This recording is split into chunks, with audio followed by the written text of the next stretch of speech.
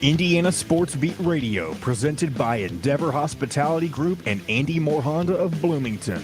Know your role and shut your mouth, you jabroni! Fires upfield into the end zone, and it's caught! Jelani Woods! Touchdown! INDY! A 43-point night for Tyrese Halliburton. How do you like that, partner? Galloway drives all the way to the hole, throws it up, got it! Indiana's got their first lead of this contest. I mean, that's a goddamn Emmy winner right there. Now, from the Golf Club at Eagle Point Studios, here's your host, Jim Coyle. Hello, everybody. Welcome aboard Indiana Sports Beat. Coming to you here on this Thursday. It's June 7th. Thanks a lot for stopping by. We appreciate you greatly. Of course, powered by our good friends from Andy Moore Honda. Just go to andymorehonda.com to get more to your door and the best in new and used vehicles. And Endeavor Hospitality and the family of restaurants in and around the Bloomington area. Great places like BB's Market and now the Chop Shop. Great steakhouse located right next door. Make sure you stop by and check it out. Dustin Schutte along for the ride as well, sitting in his quiet little place of being. Welcome in. Welcome back. My little domicile here, my barren canvas behind me here. Like a white, just a white wall here. You need a green screen or something. I do. I need some sort of backdrop. I'll get one at some point, but we got some stuff going on, things in the works. Well, you can use a green screen right off of. We'll explain it to you later. But welcome everyone aboard as well. I appreciate everybody jumping on wherever you're listening. However, if you're on radio, our good friends down in Evansville listening on the Ref, always the right call, 97.7 up in Hammond, Chicago, the voice of the region. 12:30 a.m., 104.7 FM. 1380 The Fan in Fort Wayne Sports Station. Appreciate you guys. WBRO 89.9 as well down in Marengo. Or on YouTube from all over. Fred from Easton, Zach, Jasper, Indiana. Appreciate you, man. Kent checking in from Mount Pleasant, Michigan. Mike, Justin. Appreciate all of you guys. Man, there's a lot to get to today. First of all, the Junior All-Stars beat the seniors last night. No surprise there because we have talked about how much stronger next year's class is. We'll get to that. The Heat go down to 2-1 to Denver after losing last night. They did lose, right? Yes. I was going to say, I think I might have fallen asleep at the end. I can't remember. But the Big Ten's new flex schedule is going to be the topic of the day. Nope, without question. Matt Taylor will join us along the way. Dylan Sinn's going to stop by. And, of course, as you can see, Dustin Schutte's with us today. How's it going, man? It's going great. I'm really looking forward to this learning about this new flex scheduling plan from the Big Ten perspective, with now going to have 16 teams in the conference, and there's going to be a new model for scheduling. So it's going to be exciting to see how that kind of unfolds throughout the rest of the day. Well, what do we know about it so far? So far, Nicole Auerbach reported this from The Athletic, and it's basically multiple sources told The Athletic that the flex protect, quote unquote, model is the front runner. Schools would have 1, 2, or 3 protected annual rivalries and cycle through everyone else, no divisions. So your hatred for the Big Ten West, Jim, can only last one more year. It's not hatred. It's just disdain. Imbalance? Yes. Yeah, I don't disagree. All right, so let's break it down from a football standpoint. Mm-hmm. How does that repeat what you said again? All right, so they're going to basically schools would have either 1, 2, or 3 protected annual rivals and cycle through everybody else. And there'd be no divisions. And let's see if you used 3 rivals. That leaves you 6 games, conference games, to cycle through what would be 16 teams? Yes. which would take you how many years? It would take you at least 3 to get through. Wait, if you had 3, that would leave you with 13, 12. It would take 2 years.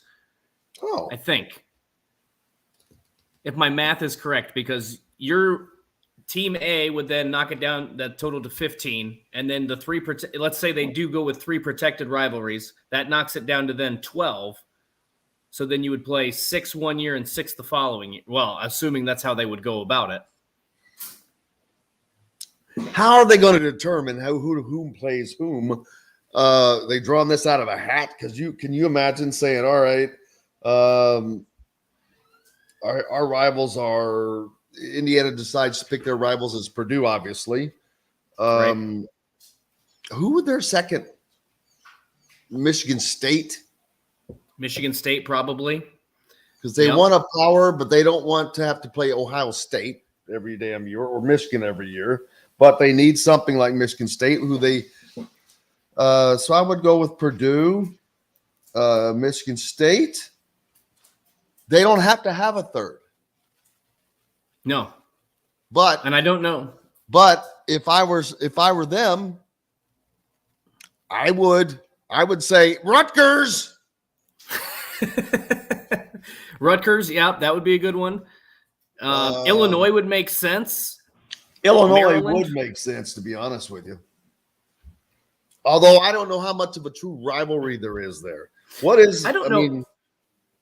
I don't know how much there is. What's going to be interesting is I don't know. So the way the tweet was worded was a little bit ambiguous. So I'm not sure if this means that every team would have 3 protected rivalries, or if some teams would have 1, some teams would have 2, others would have 3. I'm not sure what that means. I feel like it would be uniform in that you're going to say, okay, every team's going to play the same number of protected, quote unquote, rivalry games every single year. But when you look like if USC, let's just say from the 16-team model, USC is going to come in, they're going to have 1 rival, and it's UCLA. So who else would fit the bill?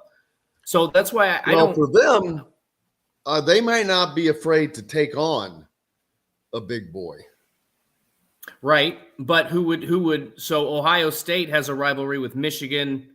You could throw Penn State in there, and then what if they wanted to always play Michigan State? Like, I don't know. The Big Ten is going to work something out where USC is playing Ohio State, Michigan, and Penn State pretty regularly, I have a feeling. Well, they have to. That would be my guess. That's what I'm saying. Yeah, that's the money shot. That's where the money's at. Yeah, they've got to have them because that's part of why this deal's coming together. Exactly. Instead of having to have bowl games where you get these kinds of matchups, this is going to be a yearly, regular, annual thing. And this is what produces the money, though. This is why they're getting that $7 billion contract for putting these kinds of games on the court or the field. And you know what I think would happen? What could potentially happen too is down the road. Maybe this isn't going to happen right out of the gate, but with a 12-team playoff and the regular season, losing 1 game not meaning nearly as much in the future once we get to that 12-team format, I feel like you're going to start to see maybe an expansion of, we've seen like the Chick-fil-A kickoff. Back in the day, it used to be the Pigskin Classic. There are a couple different premier week 0 or week 1 games on the college football schedule. Would we be surprised to see at some point, hey, USC, Ohio State are going to play week 1 in the Rose Bowl? Or we're going to have Michigan, UCLA play week 1 at Lucas Oil Stadium? Or Wisconsin play Nebraska at Lambeau Field? Something like that in week 1 to really rev up the engines. The Big Ten's not been afraid to schedule week 1 games in Big Ten competition. Obviously, Indiana is a I would say victim of that because usually they're having to play pretty good teams in that opener. Ohio State, Penn State, Iowa, Illinois last year. But I will be surprised if we don't see some sort of marquee matchups, a couple of those week 1 of the college football season moving forward. Yeah, I think it's going to offer it will allow the Big Ten to offer more marquee games on a weekly basis, right? Bigger marquee games from week 1 through the end of the season. I mean, man, you could if they scheduled this right, the Big Ten could basically have a game of the week, a marquee game of the week every week. And again, I think that they're out in front, as always, with the SEC sucking hind teeth with their scheduling. They're not even on board with scheduling yet. And the Big Ten is already out in front with 16 teams and doing a whole new scheduling. It's like going, hey, SEC, what are you doing? They're like, I look at the SEC and it's like, although they have this giant league, they remind me of the clown car at the circus. Dun, dun, dun, dun, dun, dun, dun. Clowns just getting in and out, going everywhere. There's ants or whatever. Yeah. It's nuts. Whatever. Too much power, maybe. But what's interesting to me is the SEC has seen, and I don't know what their contract deal is going to look like with television markets, but the Big Ten has been leading the way. And I know there's been some fumbling of this situation done by Kevin Warren, which I know for you and I, Jim, is a big shock and awe. Let me break out my shocked face that Kevin Warren messed something up significantly, right? So, but what's interesting is the SEC has seen how the Big Ten has cashed in on 9 conference games and still is refusing to do so. Yeah, they're winning national championships. They won 13 to 17 or 14 to 17, whatever that figure is. It's something ridiculous. But so their model's working in terms of national championships, but in terms of money, I would think that the conference would want to step up its game a little bit. Maybe they don't care. Obviously they don't care if they're going to stick with eight game conference schedule, whatever. Yeah, they're not exactly a trendsetter. No. And before I forget, when I opened the show, I said it was June 7th. It's June 8th. No one corrected me. We're already in the dog days of summer. Thursday, June 8th. My bad. Just so you know, this is a updated show. But yeah, that's going to be interesting to see what the Big Ten coaches think about this, and the fans. I think the fans love it. I do too. I love more competitive football. Like I don't want to see Indiana play Indiana State and Southern Illinois. Not that they have, but Indiana State and Southern Illinois in the same season. I don't want to see you load up on 4 MAC teams in your non-conference. I love the way the Big Ten has done scheduling. I know it hasn't paid off in terms of college football playoff and postseason success, but in terms of giving you a better product throughout the course of from that last weekend in August through the last weekend in November, it's provided just great games, and adding USC and UCLA to the mix, doing this new scheduling format is only going to enhance that. So I love competitive football, especially throughout the course of the regular season. No, it hasn't paid off in the postseason, but I think with the expanded playoff, we'll eventually see that. I believe that if you're in a conference, and I don't care what conference it is, it should be deemed that as many conference games be played as absolutely possible. I'm going to say this other than maybe one going outside of the conference. BS on you going out and buying wins. I don't care if it's Indiana. I don't care if it's UCLA. I don't care if it's or Auburn or Alabama. I don't care. Play in the SEC if you belong to the SEC. You're in a damn conference. Play those teams. Big Ten, same thing. Right. I'd love to see crap out of me. I'd love to see 10 games for no other reason. Well, for one reason, better competition. For the second reason, I want to see even home and it drives me nuts that some teams get more home games any given year. If you're not good enough to win, I don't care. I don't want to see you playing Troy and whomever. That's tough. Right. If you're not good enough to win, tough. You don't get the right to schedule just some beat up team buying a victory. I hate it. And again, I'm not talking about any league or team specifically here. That goes across the board. Everybody does that. Tough. Pull up your big boy pants. Right. You're supposed to be a Division I football team. You're supposed to be a Division I Big Ten football team or an SEC football team. Then that's what you play. That's who you are. Do it or don't. Just whining with these coaches. Oh, I get it. There's a lot of money on the line, but sorry, win. Right. Then win, baby. Oh, man, we got a lot to get to today. Looking forward to it. More talk on this. Lionel Messi. I know this is not a big soccer show, but that's a major sports story. Lionel Messi moving to the MLS. Matt Taylor join us. Dylan Sinn be along later as well. Looking forward to it. Listening to Indiana Sports Beat Radio. We're back with more from the Golf Club at Eagle Point Studios. Brought to you by BB's Market and the Chop Shop in Bloomington. Back right after this. We'll be right back to the Golf Club at Eagle Point Studios for more Indiana Sports Beat Radio with Jim Coyle, presented by Endeavor Hospitality Group and Andy Moore Honda of Bloomington. If you're in the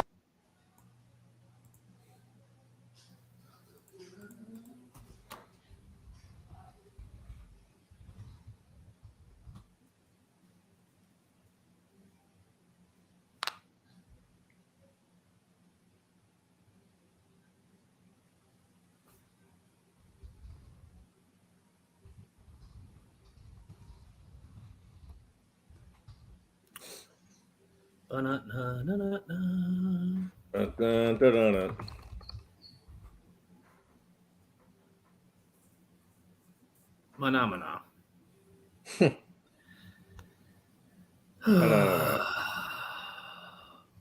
Goodness.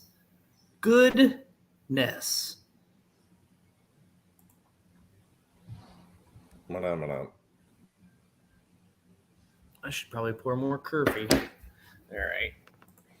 I didn't make coffee this morning. I don't know why. Are you crazy? You a crazy person? Crack? Do you smoke crack? Krizak. What the hell are you talking about? Right at the time of it. Who's smoking crack? John didn't make himself coffee this morning. He what? John didn't make himself coffee this morning. Oh. That's why not. That's the first thing I do every morning. It's usually the first thing I do. I just said, you know what? I'm not going to do it right now.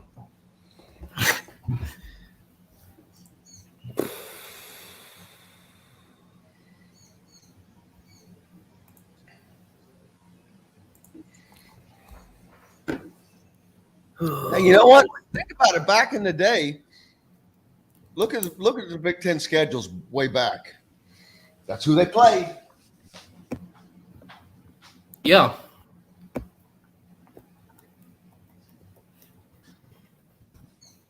I think Indiana should play Ohio State all season long. I bet that would go over real well. Just play them until you beat them and then shut down your football program. But that still might take a while.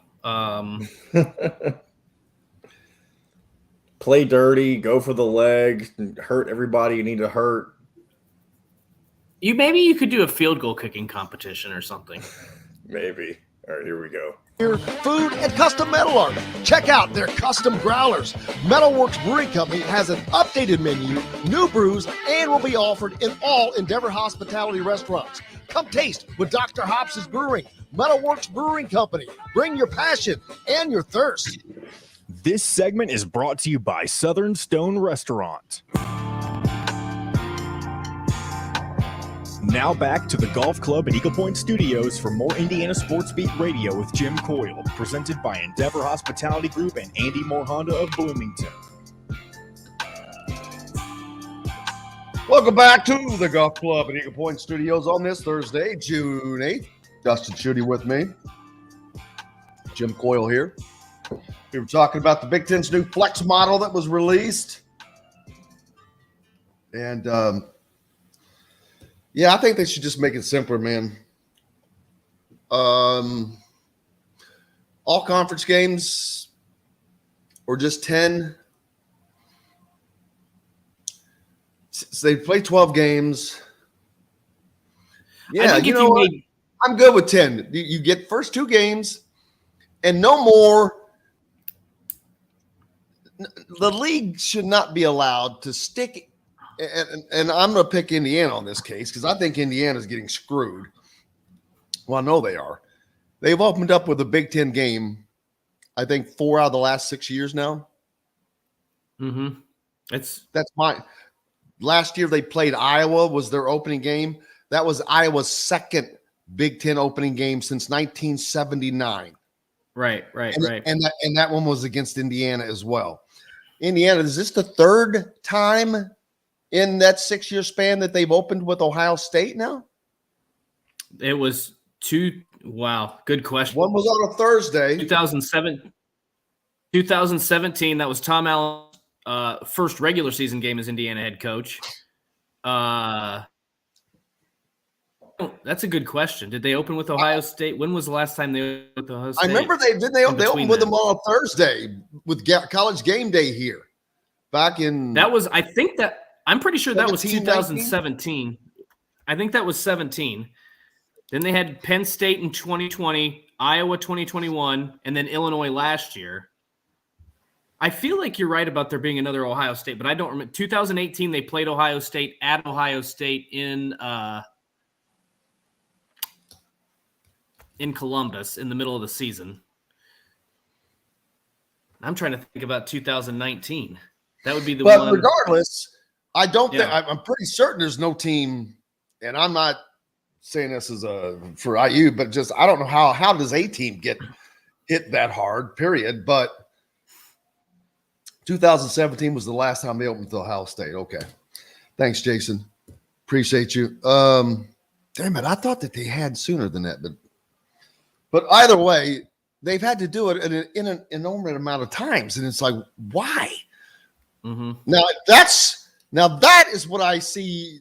To me, that's screwing you. I mean, like, if you're only going to play, you're going to play more. Well, don't make it be the first daggone one. Gee whiz. But I'd see a 10-game conference schedule with 2 games. But that would make the opening season kind of stink. That's one of the things they're trying to go away with. So to me, I don't mind Indiana having played this many games against a Big Ten team in week 1. Where the issue is where you've got to make that more equitable. And you've got to make it across the board where, as you said, it's not fair for Indiana to have to play those games, but yet Iowa's done it once, basically in the last 50 years. That's it. Like you've got to find a way to balance that out. And I think that they might do that. Like I said, I think based on the fact that you're adding USC and UCLA and you have those California, you have access to the Rose Bowl, you have access to the Coliseum. Can you imagine if you had USC and Ohio State week 1 or USC in Michigan or UCLA, even in Wisconsin, So I think that there's a lot of primetime matchups that you can see in week 1. I think the Big Ten will probably start to load up a little bit more. Maybe not like 5 or 6 games, but you might start to see 2 or 3 really good matchups in that week 1 slot just to get the season off started with a bang. But this is definitely going to benefit Indiana, though. I feel teams like Indiana, Rutgers, Purdue. It's not. Yeah, well, it's not going to hurt. Not Purdue. It's going to benefit Maryland, Rutgers, and Indiana. Yeah, correct. Yes, more than anybody else. I mean, let's just be completely honest. Those 3 teams or programs are benefiting more than anybody else, as they should, because they've been getting hammered unmercifully for so long. And by that, I mean having to play Ohio State, Penn State, Michigan State automatically every year. That's brutal. Brutal if you're a team that's a program that's just, a circular program. And if you're not, and I don't care what anybody thinks, and I'm not using Purdue as an example, but you can say Purdue, Illinois, maybe Minnesota. They've been better here late, but what I call the circular teams, they're not good. They just kind of bounce something back. Yeah. Well, they're not having to do that.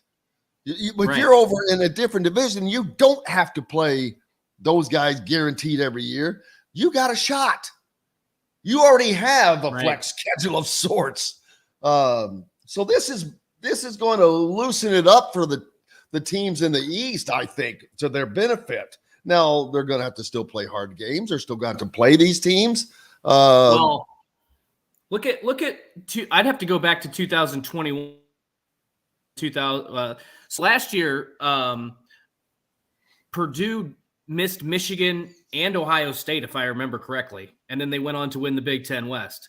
And I think I'd have to go back and check 2021, but I think Iowa missed Ohio State and Michigan during their Big Ten West run too.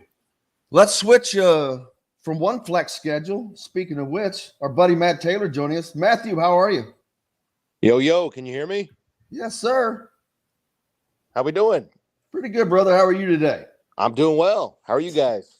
We're great. We were just talking about the new flex schedule, but you're very accustomed with the NFL, but now the Big Ten is looking at putting something like that together, which I think would be great for that in scheduling. I mean, you're a huge college football fan, and we were just talking about the disparity in the Big Ten East over the last few years. If you're Maryland, Indiana, or Rutgers, when you guaranteed to have to play Ohio State, Michigan State, Penn State, that's kind of brutal.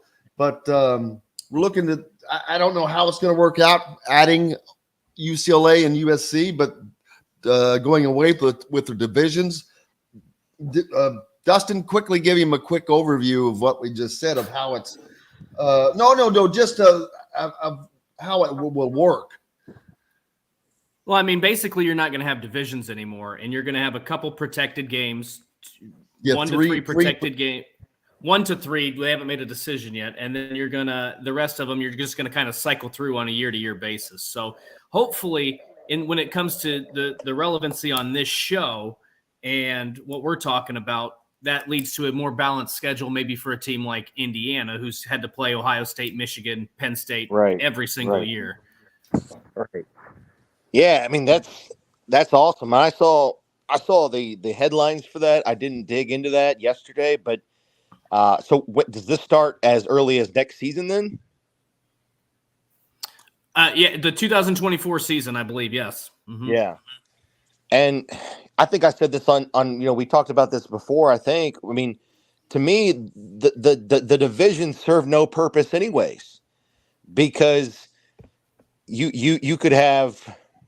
Right. I mean, based on the math of it, you could have a team that had an overall better record, not make the Big Ten championship game because they were in a different division, and a team with a better record, supersedes them based on their division record and things like it. It made no sense to me because like.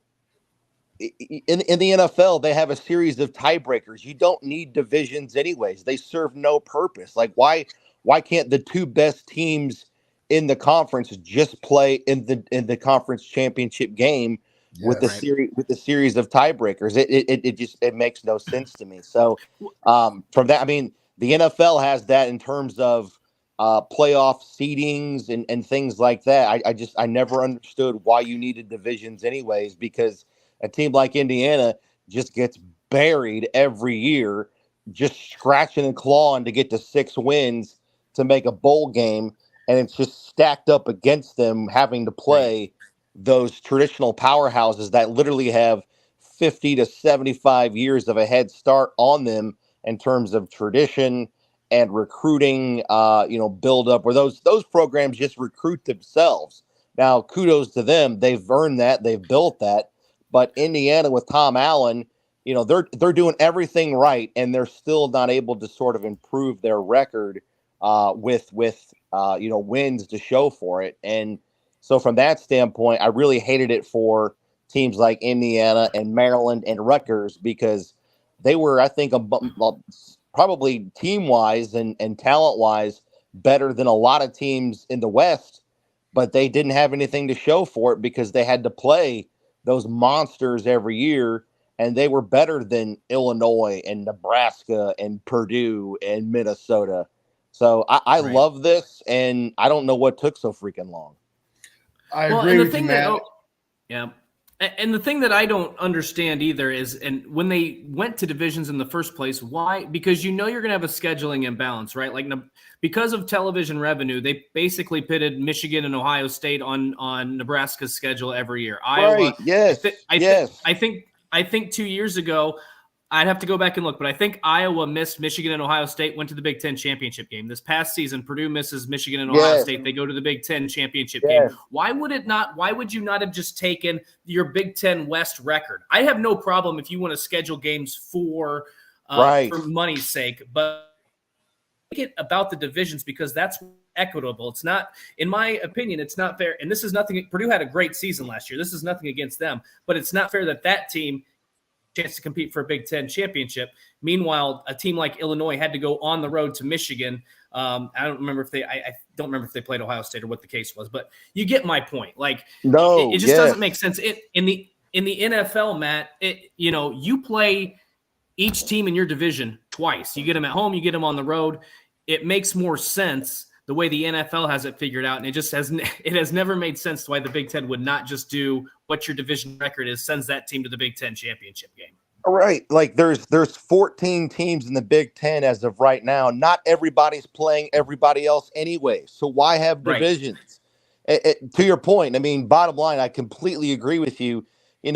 Everybody in the Big Ten East isn't playing everybody in the Big Ten West anyways. So everybody's schedule is going to be in balance in terms of their wins versus your wins and the quality of your wins versus the quality of their wins based on strength of schedule and all of that. That's why it's stupid. Get rid of the divisions and just do a series of tiebreakers because not everybody's playing everybody else anyways. Because you're only playing, 8 games in the Big Ten? So you're not playing everybody. Like your Big Ten schedule is not going to be repeatable or identical to Indiana's is not going to be exactly the same as Purdue's anyways. So who cares? With a 12-game playoff that is coming, you're going to get ample opportunities if you're one of the elite teams to play multiple games in that. Why not, with these league conferences being so large now, and the Big Ten will be at 16 teams with UCLA and USC, that's more than enough. And I know coaches would go berserk if they heard me say this, but play all conference games. I agree with you.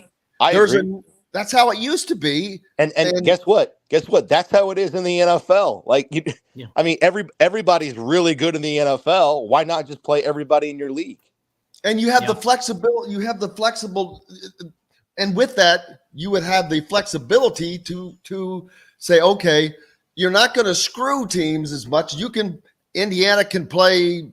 Well, of course, they'd play Purdue, but they'd play another team that maybe had an equitable record the year before. And you also play the bigger teams, but you can make it equitable all the way down the line. Well, to where if you want to worry about having your patchy game, well, you're playing the second to last place team in the Big Ten last year. There's a patchy game for you. I mean, I agree with you. I mean, I think if we're living in football utopia, obviously that makes a whole lot of sense. Now, I don't know if the NFL is going to jive with, and I certainly don't think that college football programs and university presidents and the academia side of things, I don't know if they're going to jive with, college kids playing 16 games in a regular season, plus the college football playoff system and bowl games. I think that's a little bit much, probably for their liking. Are they going to reduce? They're not going to reduce the 12-game schedule, though, are they? haven't. Well, but what you're saying though is if there's 16 games, or if there's 16 teams in the Big Ten, let's play 15 games. No. You would lose not. I'd say for the 12 games, they have to all be conference games. Well, that I'm in for. Yeah, that I'm in for because you would with having more by having more than 12 teams, you have the ability to play everybody. So I'm like going, play everybody in the damn conference because you're going to have teams are at the bottom. So you're going to get your quote unquote bye games or whatever. Sure. As it is. But and right now, I mean, it just I think the system is so broken because I don't know when it started, but like I said, you got to get to 6 wins to make a bowl. And so for a team like Indiana in the current system, um, I give them credit. I really do, because they're playing the Big Ten East schedule, which means they know every year they're going to have, no matter how it shapes out. I mean, no matter what they do in their out of conference schedule, they're still going to be like in the top 10 in the country in terms of strength of schedule. Even if they play Idaho and Little Sisters of the Poor and Warren Central every year in the out of conference schedule, they're still going to be top 10 in the country in strength of schedule. But I give them credit because, right, they play Cincinnati, they play Ball State, who's a really good football program, right? They haven't played Cupcake U, even though they know as a program, we just got to get to 6. Like, our magic number is just get 6 wins. And I think that model is so, I mean, this is just my opinion. I think it's just so stupid. I really do. I think it's just so stupid how we just 6 is this magic number. But there's a lot of teams that are good teams that, don't make bowl games. And there's a lot of bowl games that feature teams that are just, they get 7 wins in the MEAC or, whatever. Yeah. I mean, There's a lot of 5 and 7 teams that are better than 7 and 5 teams. Right. So from that standpoint, like, I think you got to change the bowl model. If you're going to play all, conference games, maybe you change the bowl model. But I don't know. There's too many bowls anyways. I don't know. It's just college sports. Just it's such a head scratcher for me because it's so hard to keep up. The rules change every year. NIL. I don't know. That's kind of why I like the lane that I'm in right now with the NFL, because it's so concrete and it makes more sense and things are a little bit more solid. But I would love, as an IU fan, I would love for this change to happen this year, because the divisions make no sense to me. And I'm with you. I mean, like in the NFL, like there's no ramp up games. Like the Colts don't play, the NFL's version of Idaho in week 2. I mean, I know they got preseason games and all of that, but maybe in college football you do like joint practices with somebody in the month of August before you go and play those conference games. I don't know, but there's got to be a better answer to, like, the first month of the college football season. I'm not saying it doesn't matter, but it's just blowout city for Alabama and Clemson and Ohio State before they get to late September and October, before they start playing conference games. Matt Taylor, what's up next for you, brother? Right now it's OTAs for the Colts. We just wrapped up our third week of OTAs, and then next week is minicamp. 3-day minicamp next week, Tuesday through Thursday, and then that's it for the Colts in terms of their offseason workout program. The 9-week program wraps up next week, and then they'll have about 5.5, 6 weeks off, and then it'll be training camp. So big week for the Colts, because next week is pretty intense in terms of the off season. There's going to be, like I said, 3 days of a lot of 11-on-11 and 7-on-7 stuff. It's still not full pads, still not full intense, tackle and full contact, but the off season sort of comes to a head with those 3 days, and the Colts are trying to maximize all of that with their quarterback situation and trying to figure out who their best offensive line unit is from a personnel standpoint. So a lot of things they're trying to hash out and get a head start on going into training camp with that 3-day mini camp next week. Buddy, I appreciate you as always. You got it, guys. Have a good weekend. The great Matt Taylor, the voice of the Indianapolis Colts, joining us here on Indiana Sports Beat. We're back with more, brought to you by Go Team. You can get Go Team Bites at goteambites.com or visit BB's Market, of course, in Bloomington. For those on the go, needing the health, fresh, tasty snack, full of proteins, powder, tasting great. Go Team Bites. Back with more after this. We'll be right back to the Golf Club at Eagle Point Studios for more Indiana Sports Beat Radio with Jim Coyle, presented by Endeavor Hospitality Group and Andy Moore Honda of Bloomington. I thought somebody was pranking us. I didn't know who that was at first. I was like, Then I'm like, did Matt just get out of the dentist? Am I the only one he sounded different to? I think so. Really? It sounded like he had a mouthful of cotton to me. Like he'd been to the dentist. He sounded completely normal to you all. I didn't think he was a different person. His voice sounded completely normal to you? At first, it sounded like he was just trying to get adjusted to like talking on the air like most people do sometimes, but he eventually sounded like he usually does. Thank you. I guarantee you, if I text him, he's going to say, I just got out of the dentist chair. Maybe. It could be true. Who knows? Well, I promise you his mouth was numb or something. He just got, I promise you, thank you, people. Why is it my peeps is there to support me, but you guys, man, Mike says I agree with Mike here. He did sound a little congested when he first came on. No, it's not congested. I'm telling you, I think his lip was numb or something. Oh, well, Mike says he thought he was congested. That's what I just said. I agree with Mike. So if Mike says I heard it you must say be true. Congested. I didn't know you were agreeing with Mike. I heard you say the congested part. Look, Wayne didn't recognize who it was at first. Bob thought he had a lisp. Bob, how long are you from Georgetown? I know you're listening down in Georgetown.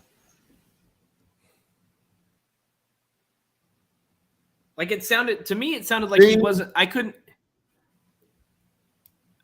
didn't know because it didn't sound like he was behind his. You know how when you go to the dentist and your mouth's numb, or you're talking, but your mouth's not moving. Yep. Maybe. Like I noticed a difference. I noticed a difference that there wasn't a microphone. Like it didn't sound like he was in his usual setup. That may have been different too. I just noticed that. Good point. Because usually he's got the cream of the crop. So I figured that was what it was. I don't know. Yeah. I thought you said that Dylan was joining early. He is. He said he'll be on in just a moment. Do we have to break at a certain time for this?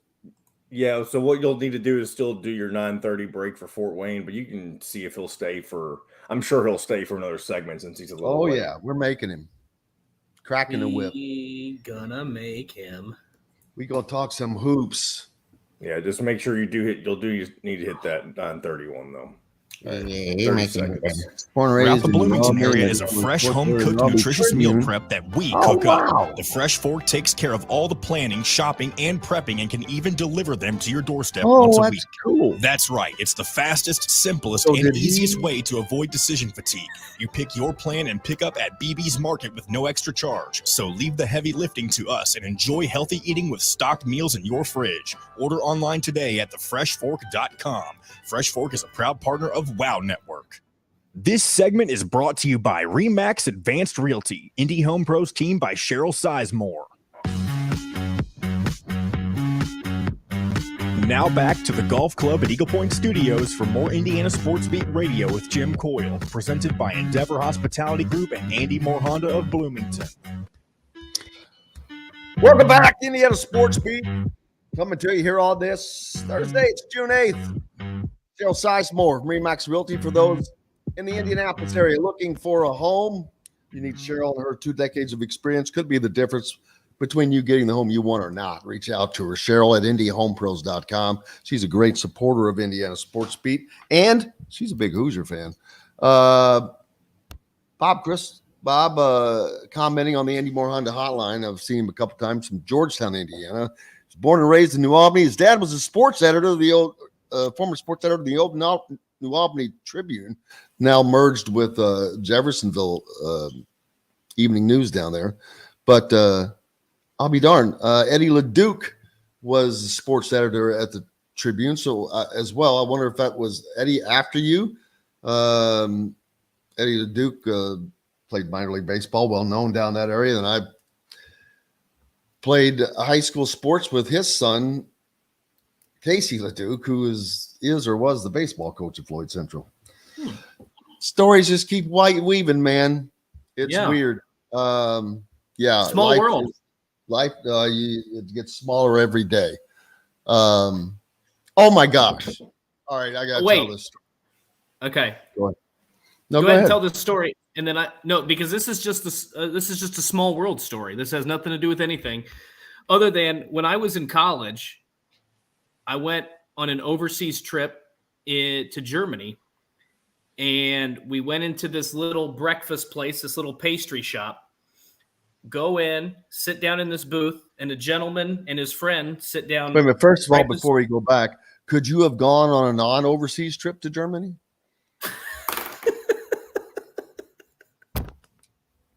Well, technically, I could go to Disney World, go to Epcot, and they have a German pavilion there. So technically, I could have.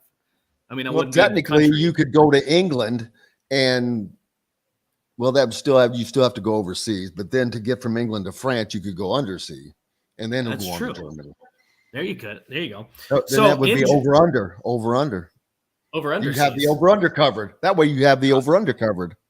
But I just came up with some new market for gambling websites. So in Germany, in Frankfurt, Germany, we go into this shop, this pastry shop, sit down in a booth, me and my friend, a gentleman, his friend, and we order. I don't remember what we ordered, but point is, we talked about the gentleman to our left noticed our T-shirts were, we had on sports T-shirts, and he says, I love living in Germany, but there's no place like the States.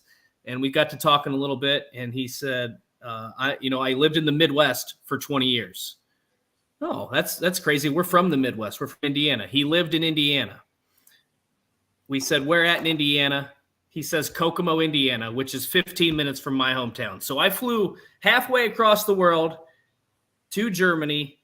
The first place I sit down, the first person I meet in a foreign country, lived 15 minutes from my house. That's just an indication of really how small it is. It is absolutely mine. What is your hometown again? Walton, which is around the Logansport, Peru, Kokomo area. It's about 15 minutes from each spot. Yeah, my great friend is from Kokomo as well. Aruba, Jaruba. Ooh, Ted take it to Ted Kitchell country, for those that might be familiar. Oh, what a great one. What a great one. Ted Kitchell. Absolutely. What was it I wanted to talk about? Well, we can sneak in the Lionel Messi thing right now since we probably just got a short time to break. But Lionel Messi, that's for those of you who are not soccer fans, he is an international star. He's a bigger star around the world than LeBron James. Yeah, for sure. Yeah, bigger star around the world than LeBron James. So, and again, for those of you, I know most of you are just basketball fans, but soccer is the world's sport. And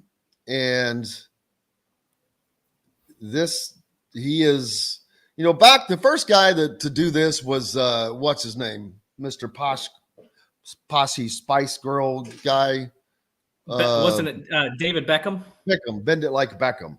Yeah, he was the first Pele was really, I guess, the first international name, but that was before that they were getting these big dollars. But this is a major, major, major deal. Major sports deal. Not only that, right. And it's hugely significant because soccer is a growing sport in this country. I know there's still a lot of resistance to it, but it's a growing sport. And I just saw something, Jim. It said that I don't know if this is true. I don't know if this is verified. So this is, but it says that there are some tickets now available for one of the games featuring Lionel Messi going for $10,000. It's just mind-boggling, the numbers in soccer. And the level of these stars that some of these people don't realize that in the United States, it's crazy. Dustin, Five Lefts thinks you grew up in Pawnee, and I'm going to have to agree. I think that you are a former government worker in Pawnee. Ron Swanson, baby. Ron Swanson. No, you're not. You're no Ron Swanson. Fozon chiming in from Amman, Jordan, said Lionel Messi played 17 years at Barcelona. He won 10 La Liga titles, 5 Champions League titles. Now, the Premier League is the big league, right? I get it confused. Yes, Premier and then Champions. So he's a big time. John, the producer. Big time name. Fozon's going to tell us. But yeah, he's just, I've just known him. Joe Biden is from Scranton. What are we talking office now? What would be the equivalency of something like Lionel Messi coming to the States? Like, I mean, I guess the best would it be LeBron playing in like Peyton Manning going to, but I don't know, is he at his, if he's won all these titles, he's played 17 years at Barcelona. So right. He's got a couple of years left. I would think it sounds like he has but you're getting him. You're getting him at the very end, though. You're getting him at the very end. Right. Well, that's what I'm saying. You're getting his name probably more than you're getting his abilities. That's what I'm saying. LeBron's probably still got. He does still have ability, but he's at the tail end too. So that's why it would be the equivalent of LeBron going and playing for some Euro League team, like just in on a massive $100 million 3 year. I don't know what the exact contract details of Lionel Messi are, but that would be the best equivalency I could come up with. It's huge. Well, if Mike DeCourcy was with us, he could tell us exactly how big it is. John, why don't you know? You're a little soccer bug. Well, you mentioned it, then you said you tried kicking me out. But anyway, so here's my take on guys coming to the MLS. It's obviously a great thing, but the MLS has always been a retirement home of sorts for the great players that end up coming here. Like, obviously, we've had David Beckham years ago. Zlatan Ibrahimovic from Sweden did it in Los Angeles a few years ago as well. Now we've got Lionel Messi. You're going to see other guys do it too. I'm surprised Ronaldo. I'm sure he'll be one of the next ones to do it whenever he's ready to wind down his career. I guess it's because they like to live in the United States to end their career. I don't know what the mass appeal for ending their career is in the U.S. To me, I'm assuming it has something to do with just living conditions. And just the ability to have a nice, I don't know if you want to call it a retirement home or a vacation home per se, but it's just one of those. Go ahead. Here's what I'm going to ask, and this is probably a rhetorical question because I don't know the answer, but to me, John, I would like to know, he's going to live in Miami and Florida's a tax-free state. And does that make it I don't know the tax structure in some of those European countries, right? Like, I feel like that would probably pay I can't remember who it was. One of the Taylor Gooch, maybe, who plays on the Live Golf Tour, won $4 million winning a tournament overseas, and he only saw $2 million of it. And I know that there's similar things that happen in America, but it makes me wonder, okay, I've done all this. I have all these accomplishments in my career. I can go make a boatload of money, not nearly as much as going to be taken out of my taxes. And again, I'm no economic expert by any stretch of the imagination. I can barely do simple math. But I feel like that also could be playing into it. It's not to discount what you're saying, John. I think there's a lot of credit to it. But I would like to know, is that, can I get more money? Can I keep more of my money if I go play in the States for 3 to 5 years? Well, it's like golfers. Now, I know Florida obviously is a tremendous golf state, if not the biggest golf state in the country, but most of them live in Florida. Hey, we got to take a break. We still have Dustin Sinn to join us from the Fort Wayne Journal-Gazette, and plenty more to get to. We appreciate you being here. For those of you down in the Louisville, Southern Indiana area, or if you're looking to move that way, you need Barbara Pop Real Estate Services. They've just served those communities for over 3 decades. Reach out to Barbara at barbarapop.com or our buddy Matt Lincoln, Matt at barberpop.com. Back with more right after this. We'll be right back to the Golf Club at Eagle Point Studios for more Indiana Sports Beat Radio with Jim Coyle, presented by Endeavor Hospitality Group and Andy Moore Honda of Bloomington. If you're in the I can't wait to meet this Dustin Sinn guy. He does it every time. You shut your mouth when you're talking to me. Dylan Schutte. Dustin Sinn. Dylan There's Schutte. too many damn D's on this show. Too many Dustins, Dylans. Hey, just say DS. You'll never be wrong. I'm gonna start calling you Schutte. There you go. That'll work. That's what everybody calls me growing up. Oh, Connor Daly no longer driving for the Ed Carpenter team. That's what his announcement was.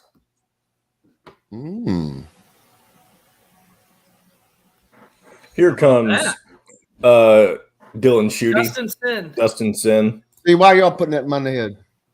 I got 80 million. Dylan Sinn. There you go. Morning, guys. Oh, yeah. Where are you joining us from today, sir? I'm in Fort Wayne. I'm having trouble getting my my computer connected. So, Can you turn your phone sideways? Do you happen to have earbuds or anything? there we go.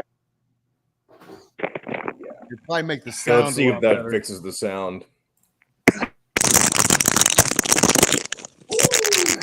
Sounds like he's opening a chip bag or something. Let's give that a shot. Better? Yes, much better. Oh, beautiful.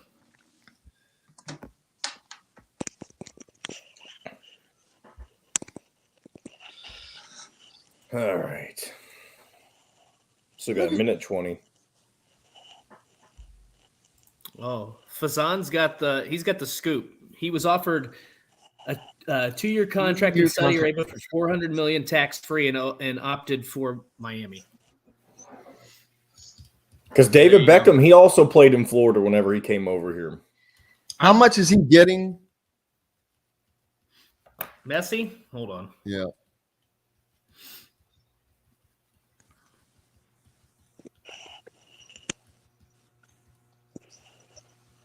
I tell you, if he just walks over here and wins an MLS Cup, that just shows how weak the MLS actually is if it's that easy for him to take over a franchise like that. But can one guy I don't know how good Miami is without him. That's the first question. We'll see.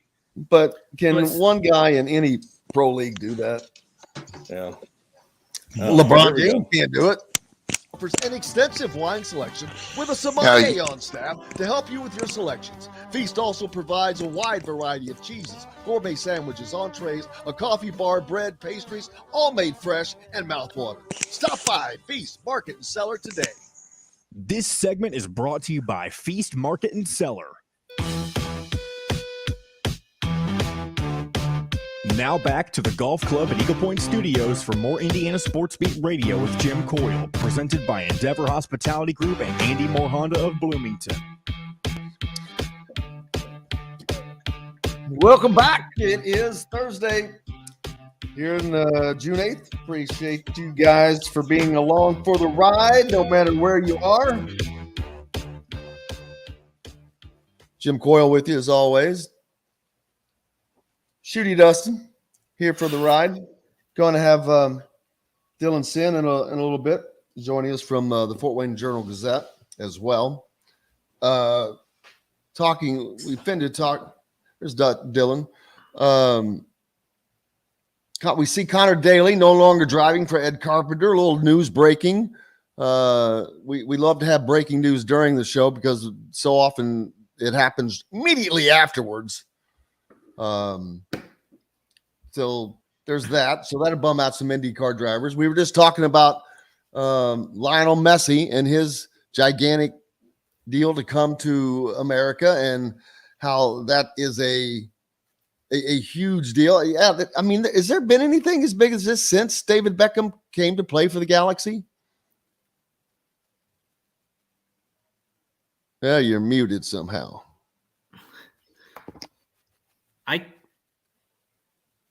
I can't think of anything off the top of my head. I don't know. But I can't remember one, is what I'm saying. I don't, and I think Dylan got muted somehow. I'm trying to think. The biggest thing I can think of was some of those big name golfers going to live. Like DeChambeau, Senior Koepka, church warden. Mickelson. Senior church warden asking, isn't Beckham part owner of Miami? Wow, there he is. Fozan, man, see, that's what's great. That was my confusion. That's why I said David Beckham was in Florida. I knew he had some connection to the state. He didn't Thank play you, Senior in Florida. Church Warden. In Miami. Senior Church Warden, that's the first time I've seen you. Appreciate you jumping on, but thank you for providing that info, and then Fozan for confirming it. Wow, so that makes it a little bit more interesting, huh? So there's that. But yeah, and he turned down a $400 million tax-free contract to play for the LIV golf team. No, I was kidding, just for the Saudis. But yeah, that's very interesting. So, but it's more interesting is the flex schedule. And if we ever get Dylan on here, we'll talk more about that, as he's having some issues today. But the Big Ten flex schedule, I think, is the most interesting. It is forward thinking, and again, the Big Ten at the forefront. And and I have to be honest, it kind of makes the SEC look stupid right now, sticking to their ridiculous 8-game. And we go play 8 games. They look so dumb and whiny. And I think the SEC thinks, because they are a great football conference, the best at the moment, that they can just do whatever they want and everybody else will follow along. Well, I'll tell you what, one of these days, maybe everybody else just says, why don't you all just have an SEC championship and we'll have a football championship? Y'all can be the champion of the SEC. We'll take this. We don't need you. Nobody needs the SEC. Well, I know they would be saying, well, you're not the real champion. There would be some truth to that, but say, I don't care. We're tired of dealing with their crap.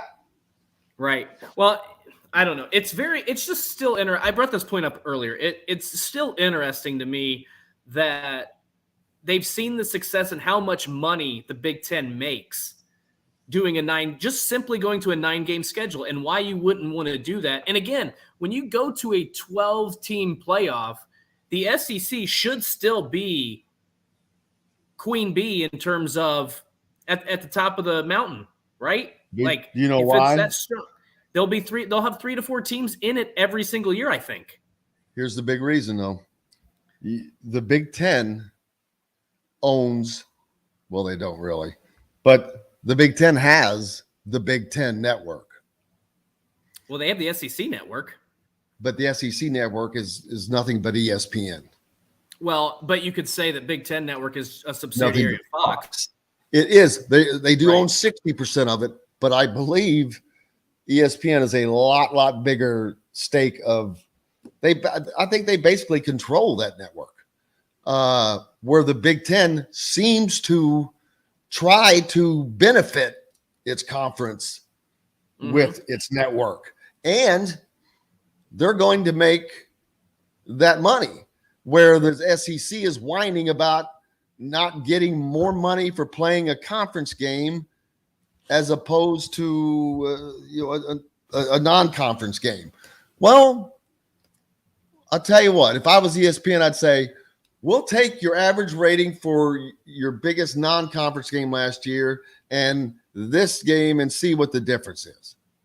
Right. Well, see, here's the thing. So, I mean, it's I don't know. Again, as a fan, and I'm taking the coaches that voted it down, and what the hell do they have to do with the finances of it? Yeah. By the way, so this is frustrating, and I'm pretty sure I'm correct on this. So slap me on the wrist if I'm wrong, but Alabama was one of the schools that voted this down to move to increase the number of conference games. And what is frustrating about that is Nick Saban has claimed he's always wanted a tougher schedule, play more conference games, yada, yada, yada. Well, when you had the opportunity to vote on that and you turn it down, that shows your true colors. Now, again, this was something I saw on Twitter, and you can. Didn't Nick Saban bitch and moan about NIL? Probably. Yes. Nick Saban probably didn't Nick Saban get called out by Jimbo Fisher when he said something about NIL paying players and he quickly shut up? Yes. Funny. Just thought I'd interject that. It is funny, isn't it? It doesn't make any sense to me. Like, as a fan, if I don't have a team in the game, I want to see more interesting football week 1 through week 12. But the SEC doesn't care about that, and I don't think their fans care about that either. They just want to get as many teams in the playoffs so they can chant SEC. And if you're a fan of Georgia, Alabama, LSU, and you're winning a national championship, you probably honestly don't care. You just want to win a national championship. But I feel like if I'm a fan of like an Auburn, a Missouri, I want to play better game. I don't care about going to a bowl game.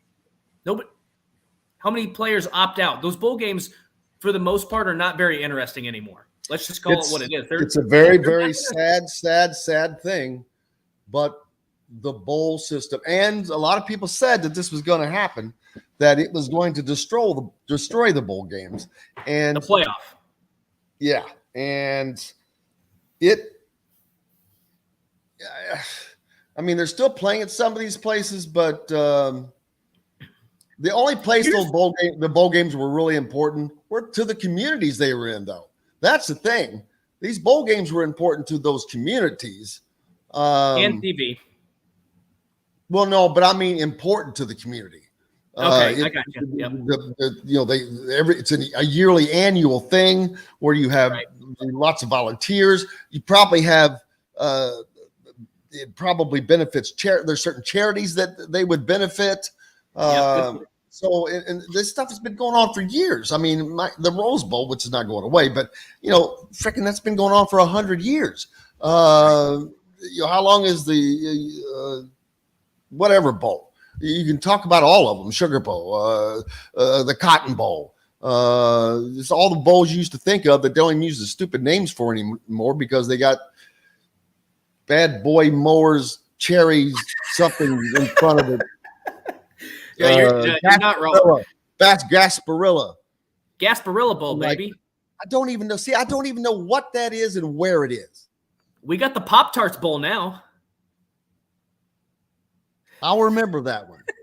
I remember the Tostitos Bowl because it was a perfect fit. The Tostitos Fiesta Bowl. There has never been a better fit than that right there. That is a good one. Here's what's going to be really interesting, Jim. Now that you've expanded the playoff to 12 teams, and I'm sure at some point we're going to get to probably 24. I just think that's going to happen at some point down the road. No way. 15 years. But I think no way. I'm telling they're going to see how much money. How are you going to have time for the games? They'll figure it out. If money's involved, they'll figure something out. Trust me on that. So I'm not saying it's going to happen soon, but at some point. Anyway, with the 12-team playoff, what I'm interested in, Jim, I think you're going to start to see players when they're out. I think you're going to start to see players opt out of regular season games. At some point down the road, like November games, if you have an Alabama or an LSU or Ohio State, Michigan, I mean, I guess maybe they'd play in the rivalry game, but would it be all that surprising if you have let's just, as an example, this is probably never going to happen, but a 7-3 Ohio State team, if some players I'm just not going to play those last two games, or a 6-4 Alabama team, I'm just not going to play those games. Like, I feel like at some point we're going to see that happen. I don't know when, but that's what's going to be really interesting to me. So we'll find out. We'll see. Absolutely. Let's see. What else did I want to talk about? What did we have here? I've got my phone going nuts on me while I was trying to look at something. Recruiting, man. It's still a quiet on the recruiting trail. Indiana still with that open scholarship. It's been very quiet. I feel like it's been quiet the entire offseason. Someone made a comment earlier that I was wanting to, in regards to thinking that Mr. Joey Hart was a plan B. Could be. I've had a lot of people ask if he's been offered a scholarship. And I'm like, it's a good question. And one that I don't have an answer for, a definitive answer for. I don't know that I have seen that, but I look at it this way. If you have an open spot and you bring in a person for a visit this late, you're pretty damn interested. Workouts have already begun. So I don't know that he has been offered a scholarship. I don't know. I know he is supposed to visit Kentucky, I think yesterday, maybe. So we'll see. By the way, I know this is not Joey Hart related, but I love that the Indiana-Kentucky basketball feud has seemed to trickle over onto the baseball diamond. No, it doesn't matter what it is. No, see, that's the one thing. Don't confuse that. It doesn't matter. I know it doesn't matter. Indiana football used to play. Yep. They need to play again. Timeout. Now, see, that is the perfect. Yeah, exactly. I agree. That kills so many birds with one stone. That gives you a Power 5 game, a rivalry game that people are going to attend, and it should be a game that you're competitive in both ways. Look, I've made this argument for, I don't know, 5 years. What I would love to see is the state of Indiana and the Kentucky work together on. Now, I don't know the logistics of it, but what did you just say? Work together. They're not going to work together. But what I would love to see is if every year you had Purdue, Indiana, Louisville, and Kentucky, and those two teams would, so on, let's say, even years, Purdue, Louisville, Indiana, Kentucky. On odd years, Indiana, Louisville, Purdue, Kentucky. Play those games, whether it be at Lucas Oil Stadium, or you could go down to maybe Nashville. Big Four Classic, man. I want to see it in football. Play those games in football. In football, I'd love to see those games like at Lucas Oil Stadium, and maybe you go down to Nissan Stadium in Nashville.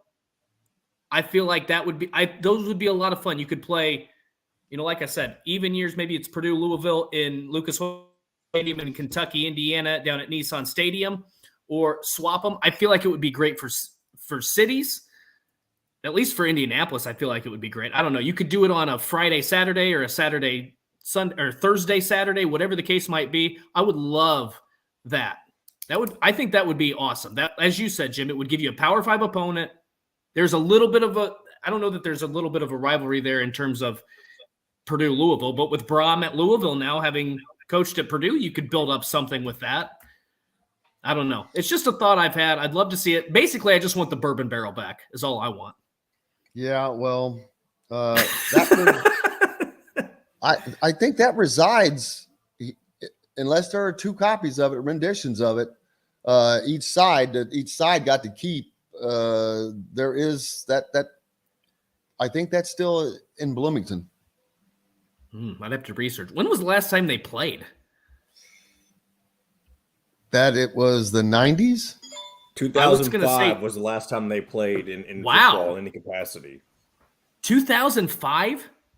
Now, let me ask this, John. Was there a split? Was it like they played 98 and then 2005? Or so what happened is, if I remember right, they kept playing after the bourbon barrel was, I guess, discontinued, because the bourbon barrel they kept using, or they quit using it because of the the Kentucky players. There was something that happened with some Kentucky players at that time, I believe. I think they had a serious accident, and one was driving and some others died. And that kind of put it under. But I didn't realize that was a case. My bad. Well, it's kind of like Florida-Georgia game. Do they still call it the world's largest cocktail party? No, they don't. It's like the River City Showdown or something like that, whatever it's called. That's the same reason. That game used to be known as the world's largest outdoor cocktail party is what it was called, and they had to change that. And Texas, Oklahoma is no longer the Red River Shootout. It's the Red River Showdown. Okay, and let me go on get up on a. Here we go. BS. People don't have cocktail parties? You can't go to a cocktail party? Is a cocktail party bad? Why does the few have to ruin everything? Because some few idiots can't go to a cocktail party? Bourbon is not bad. It's an industry. It's now if you abuse it, well, yeah. Cars are not bad. But if you drive 100 miles an hour down city streets, it ain't going to work out well. So what's the difference with that? You going to ban cars? You going to change the name from the Honda Bowl? Oh, can't be the Honda Bowl. Somebody died in a Honda. It's just crap, some of this stuff. But whatever. As an attendee, I can tell you that there is no other more fitting term than cocktail party. I mean, it is a complete bleep show outside of that stadium. Well, I'm sure, but and maybe that's why they just changed the name of it. But instead of that, did change anything? Crack that. Yeah, there you go. How about my Reds, man? Yeah. Whew. Yeah. Did he hurt his toe?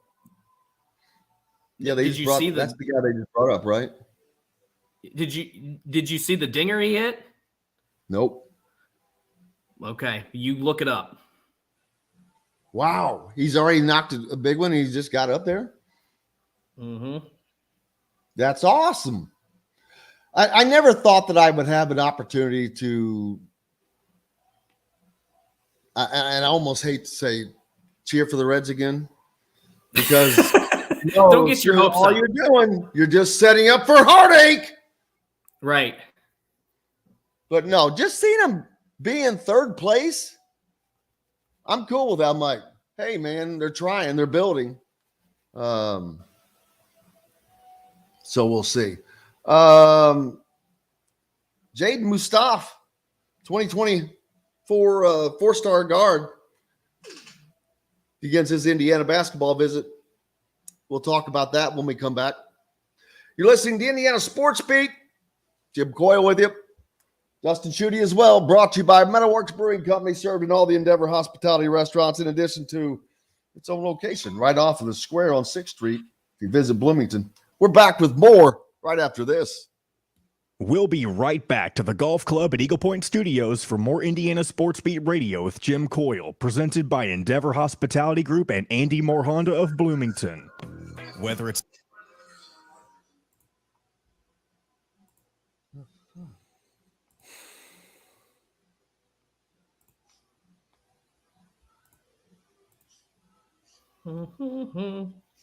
That was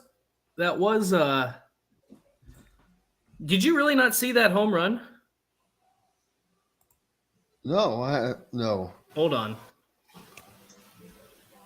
Gosh dang it. My thumb is so fat. I can never eat 458 feet.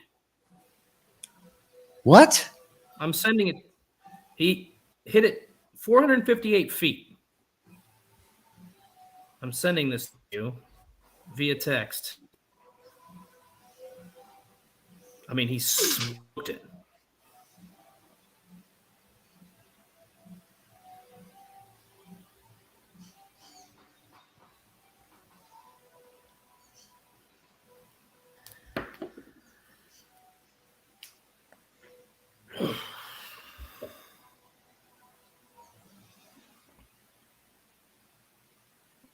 Kenneth says the younger the Reds get, the better they get this season. Started 5 rookies last night. There you go. What happened to Dustin? Dylan, he couldn't get his connection figured out. Yeah. He couldn't get what? His connection was really bad. He said he couldn't figure out what was wrong.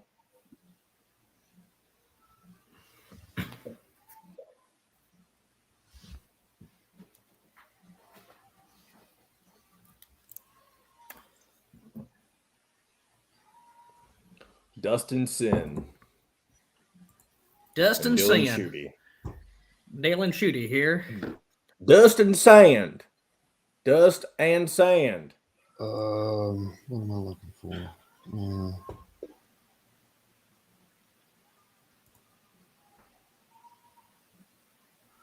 There we go.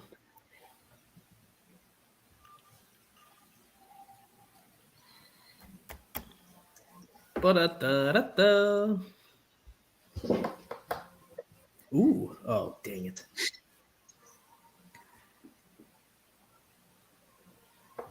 Well, I don't know what list I got on, but I need to get off of it because I get these emails about, hey, your mattress story. I didn't write a story about a mattress. Do you want to talk with this Saudi prince about how we went from catfishing people to being a hero? No, don't. Please get off my list. Dustin, Dylan, Sinn, Cougar, Mellencamp. That's good, Fred. Oh, man, here we go, folks. Bloomington offers a variety of freshly made fare, tying their roots in limestone with their love of Southern eateries. With quality, local, and organic food as their main focus, Southern Stone strives to always provide their guests with an exceptional dining experience. With weekly specials, quick, attentive service, Southern Stone Restaurant provides delicious, 5-star comfort food with a Southern charm at 2-star prices. Southern Stone Restaurant is part of Endeavor Hospitality's Wow Club. This segment is brought to you by Courtroom Sports Grill in Bedford.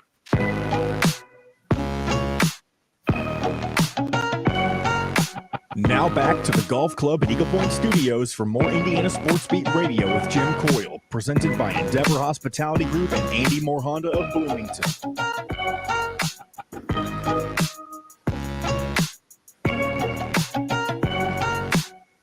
Welcome back, Indiana Sports Beat Radio here on this Thursday. I hope you're doing well.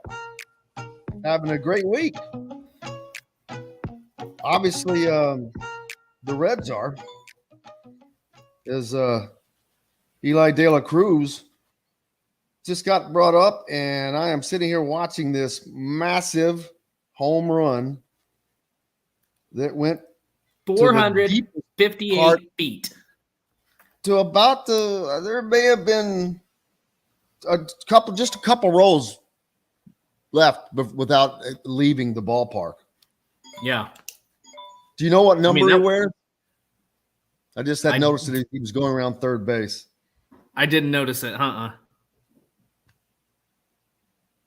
44. You know who that was? Hammer and Hank Aaron. I should have known that. Oh my gosh. Okay. Now, for those of you who are listening on radio, obviously you can't see it, but did you watch it till the very end, Dustin? I don't know that I did, actually. Okay. Well, as he's coming across home plate, yep. His teammates come out and put a cape and a Viking helmet on him. Is that some sort of Thor getup, or what is that? Yeah, like that's what I'm saying. It looked like a cape with fur on top and a Vikings helmet. He's the king already, I guess. Well, are they going to the MLB going to suspend him? He was in the locker. He was in the dugout. In the dugout. Yeah. Well, I mean, that was a joke, obviously not about the MLB, but the I know I was jumping right on you. Well, you know, someone posted something the other day. I saw during the women's softball tournament, NCAA tournament. Someone hit a home run. The team comes out there and they've got this cowboy hat or something that they're fanning the plate with before she comes in. Yep. Well, that's a prop bigger than the one that the Indiana kid. He just had the chain in his hand, and he was he even at home plate? He was just on the field. They were on the field. He was on his way back to the dugout.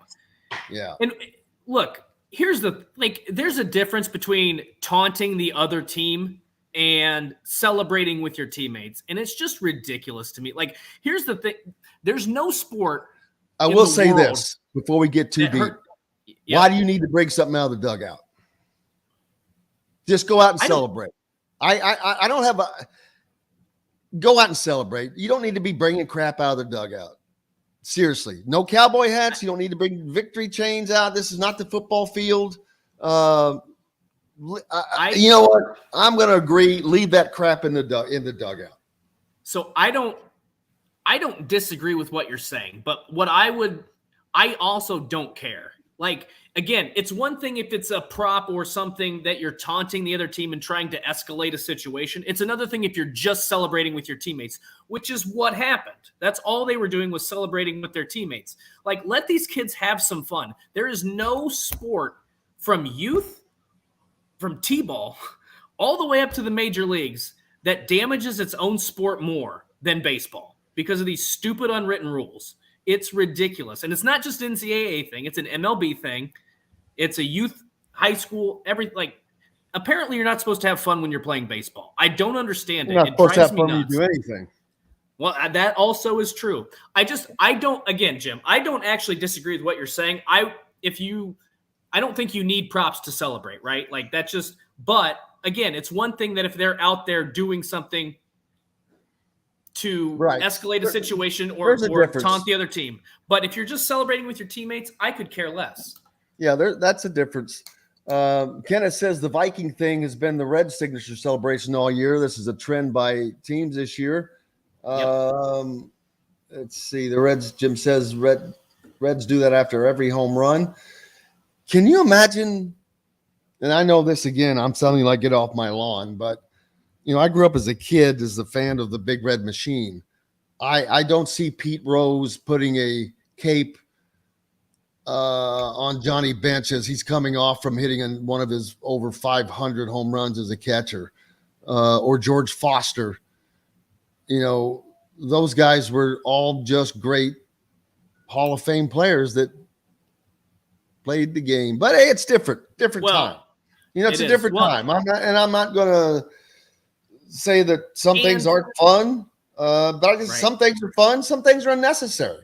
I think there's definitely no fun or crying in baseball. There's been some trade-off too. I mean, like back in those days, also it used to be, you hit a home run, guess what? I'm gonna hit you in the ribs with my next fastball. Like that's an element of the game that's been kind of taken out. I mean, you still see that a little bit. Now that one always bothered me. Now, if a team hit a player, now when the other guys came up, I have no problem with them plinking back. But hitting a guy because the guy before you jacked you, that's your problem, man. You deserve to get your butt whipped if you do that. I mean, it's just, but that's something you don't really see in baseball anymore. I mean, you see it occasionally. Obviously pitchers still, they feel like they get disrespected, but I feel like there's been a swap where you're having players having more fun as opposed to, you just don't see the plunking as much as you used to. A lot of great comments here. Michael pointing out the Reds should be allowed to celebrate any chance they can. No limits. No limits. They can streak if they want. Whatever. The Reds, absolutely, Michael. Great point. Another good one here from Kenneth. Baseball's trying to reestablish the fun in the game. That's a great point. Baseball had become, I don't want to say the forgotten sport, but it is certainly not America's sport anymore. The NFL is. The NBA has, jumped up there. And baseball kind of fell off a little bit. I agree there's truth to that. So baseball needs some excitement besides the cheating. Besides the cheating, I do think I'd like to. And people knew about Houston cheating before they were cheating, because I saw something the other day. Some guy was making a joke the year before a player. He goes, "Hey, I got my buzzer on." I was like, "Oh my God!" So they knew about that. Well, I'd like to know what some of the listeners, viewers think about, like, when they introduced the pitch clock. I was adamant against it. I was like, "This is not going to be good. We're going to see." No baloney. It is. It's great. Pitch clock, great. It speeds the game up. You're not sitting there for 4 hours. That's the whole point. That was the whole point. Here's what my fear was. I thought it was going to rush pitchers, and you were going to see a lot more. Like, I didn't think pitching would be nearly as competitive. It's just as competitive. And I think it was somewhere around it's like half a violation per game, or maybe it's closer to 1, but 1 over 9 innings per game. Like, that's really good. So the MLB's done a really good job at speeding up the game. And like, I don't know why people are still against it. It really hasn't changed the game all that much, other than the fact that instead of a 4.5-hour game, you might see a game finish in 2.5 to 3 hours. Which is beautiful. Kenneth says the Dodgers plunked 2 Reds after homers last night. So it's still alive and well in the majors. Michael points out baseball players are applauded today when pitchers throw 5 innings and position players end up playing 150 games in a season. Yeah, it's different. It's definitely different. They're protected. The only new rule Kenneth doesn't like is the starting extra innings with a runner on really? Second. Yep, I don't like that rule either. I didn't know they implemented that. That's been 2 years now, I think. Are you kidding me? I don't like that rule. That's the one rule I don't like either. I don't think you need that rule. First of all, how many extra inning games of a percentage of games were there? I didn't remember it being a problem. Now, I don't think it is a problem. I'll tell you what, if a game goes 3 extra innings, okay, maybe I'd be okay with doing it then. Right. But not right off the deck. That's like, okay. And it's similar to college football in a way, though. Instead of starting at the 20, or your other 20 or receiving a kickoff, you get to start at the 25. I mean, that's a fair point. That's a similarity. You're put in scoring position. You're automatically in scoring position because you can kick a field goal from where you are. So there's some similarity there. There is some similarities. I don't disagree. I don't like that rule. I think now that they've implemented the pitch clock, I think that they can take that rule out of the game. Because now even the extra inning games aren't going that long. So like you said, Jim, if it gets to, okay, we're in the 13th inning, then maybe we start talking about adding base runners. But at 10th inning, because I would like to know what percentage of games go past the 11th inning anyway. Can't be a lot. That's a stupid rule that goes right along with the NBA timeout, getting the ball at half court bull crap. Yeah, at least that one's been around a while. I don't even care. It was stupid then. It's stupid now. I'm okay with the women doing it, but they're professionals. They're men. They don't need to do that. They shouldn't have to do that. They should have the wherewithal to get around that. I think the other team gets screwed, personally. You put yourself in a position to win, and now you didn't get to go half court at any time prior to you being in a position to win, but now the other team gets to move the ball up half court to put them in a little easier position to beat you. Isn't it weird that that's the NBA rule and not the college? You would think the college rule would be more accommodating, but it's not. So no, because the NBA used to have the 3 to get 2 free throws back in the day. You used to be able to shoot 3. You used to get 3 opportunities to hit 2, and they were professional. Right. I've never. The older I get, the more I don't like that rule. At any level, to be quite honest. Like, it's ridiculous. I think Mike DeCourcy summed this up best, and I think I don't want to misspeak or put words in his mouth, but I believe his opposition to that is he doesn't like when a rule kind of changes.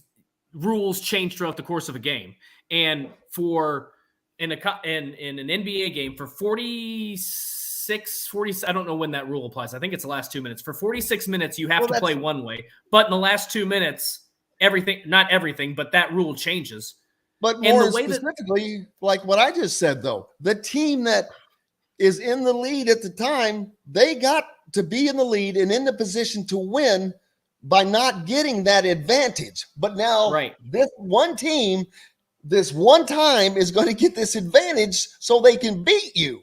And Fred, to answer your question, without looking at it, I'm pretty sure that if this was implemented by the NBA simply and purely for added excitement of game-winning opportunities to keep people tuned in to the TVs to keep the revenue generated.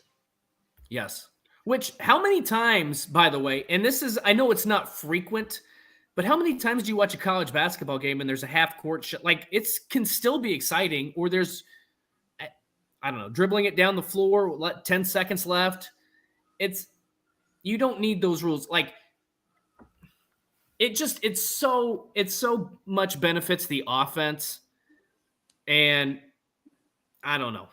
I don't. Yeah, I'm fine with the women having it. I don't care. That's fine. I think that works better in their leagues and all of that. But there is I don't think the so. NBA. It's. But look at that. Look at the Indiana-Iowa game from last year, and Caitlin Clark hit that beater. Indiana played extremely well the entire game, and didn't have to go the entire length of the floor, and it hurt Indiana. So You're right. To me, I take it back. Eliminate it for everybody. I hate it. I'm not kidding now. Just eliminate it. It's done. It's just stupid. You earn your way. Earn your way or not. That's what the boss is telling us we got to take a break. So we'll do that, and we'll come back. Lots more comments and plenty to get to. Who's your Hank? Don't forget, located right on College, 812-330 all zeros pizza, tot bows, mac bows, awesome stuff. Back right after this. We'll be right back to the Golf Club at Eagle Point Studios for more Indiana Sports Beat Radio with Jim Coyle, presented by Endeavor Hospitality Group and Andy Moore Honda of Bloomington. If you're in the I love when you're on, Dustin. You improve the show, and you allow me to get things done whenever there's no guests on. It's so great.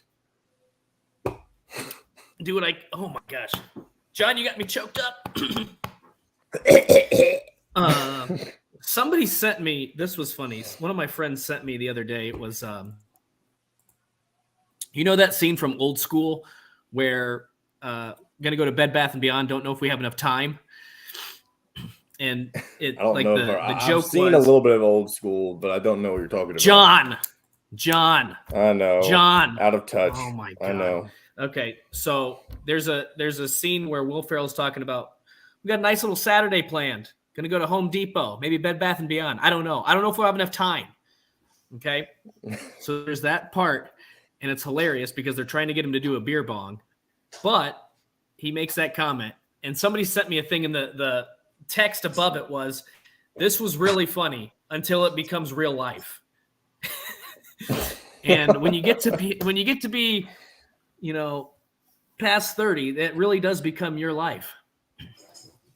And it isn't quite as funny anymore as when you were, 16. I can't believe I started the back half of my 20s this year when August comes around. The back half of my 20s. Wow. Isn't that great? I freaking 30-something. I'm a full decade older than you. I've got so much wisdom. I hit my I had my final form as an adult when I hit 26 years old, which means I have to get my own what is it? My own health insurance. Yeah, it's the final form of becoming an adult. Well, now you can. What is the age for renting a car? Is it 25, 26? Don't you have to be? I think it's 25. Okay. I'm pretty sure it's 25. I'm pretty sure you can rent a hotel room at 18. Maybe it's 21. I don't know. I've also heard on good account from Kevin Brockway that your brain is fully developed at age 26. You're taking anything about from Kevin and Brockway? I'll take all the advice from, where is it? K-Bro. You never seen that?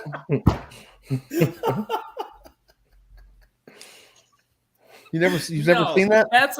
That is a first. God, I love that. Bring it up again. All right, we got 20 seconds.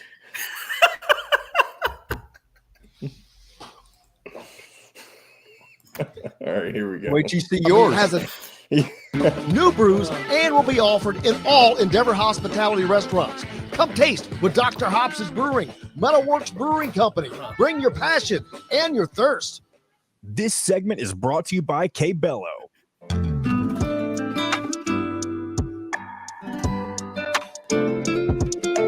Now back to the Golf Club at Eagle Point Studios for more Indiana Sports Beat Radio with Jim Coyle, presented by Endeavor Hospitality Group and Andy Moore Honda of Bloomington. Welcome back on this Thursday rather. Indiana Sports Beat, Jim Coyle here with you. Dustin Schutte as well. Just saw the Vikings set to release Dalvin Cook, their running back. They've informed him that letting him go. 6-year tenure there. So, bye-bye. Easy come, easy go. I mean, he was solid.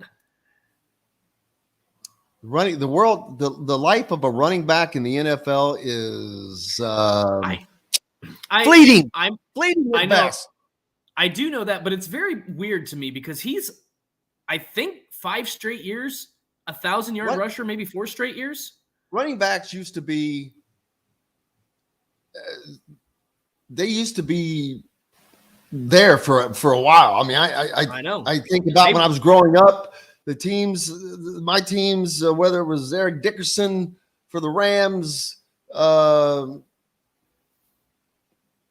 think of Walter Payton with the Colts. I mean, the Bears for what? I don't know, 10, 12 years. Marshall Faulk, Emmitt Smith. Yeah, they stayed with their teams, man. Yep.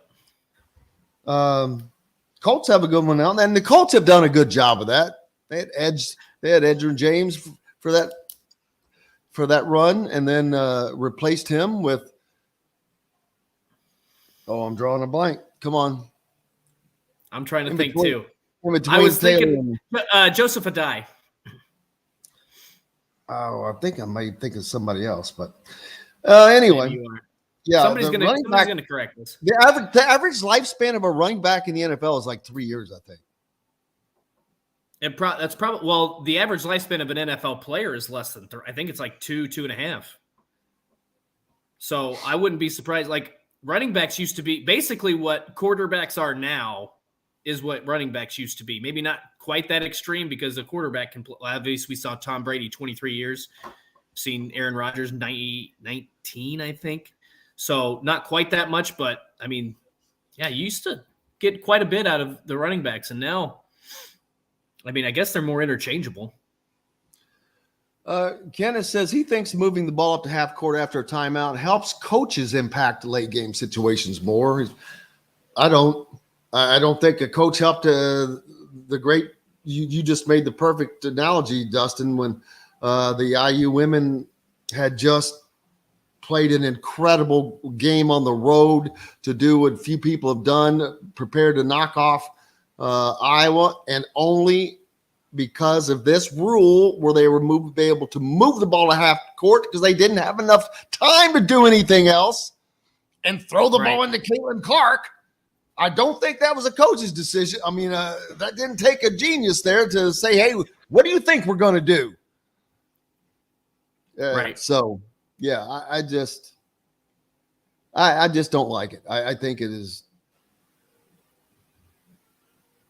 Frank Gore, I was thinking of Frank Gorshin played the Riddler. Edgerrin James, that was the first one.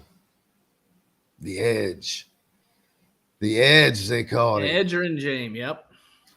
Peyton said, according to Justin, the best teammate he's ever had. There you go. There's that. So, Just like Dustin's the best teammate. John's the best teammate. John, the producer, got the best. We teammate. try. Gotta have team. Gotta have teammates. What Indiana is welcoming in Jaden Mustaf on a recruiting visit. Someone that they have been really courting. He's in the 24 class. And this 24 class, remember, we mentioned the junior at the start. The junior all-stars beat the seniors. Did I talk about that? Mm-hmm. You did. I mean, Jack Benner had 24 points. Purdue guy, 20 in the second half. Micah Davis had 26 points, 12 of 20 shooting. Flory Badunga had 18 and 21. Wow. That's impressive stuff. Kentucky doesn't know what's coming at them next year in its all-star game. I mean, they've won what? I don't know, 2 or 3 games in the last 20 plus years. I'd have to look. It's pathetic. The series is. It's almost it's probably a 2.5 to 1 win margin.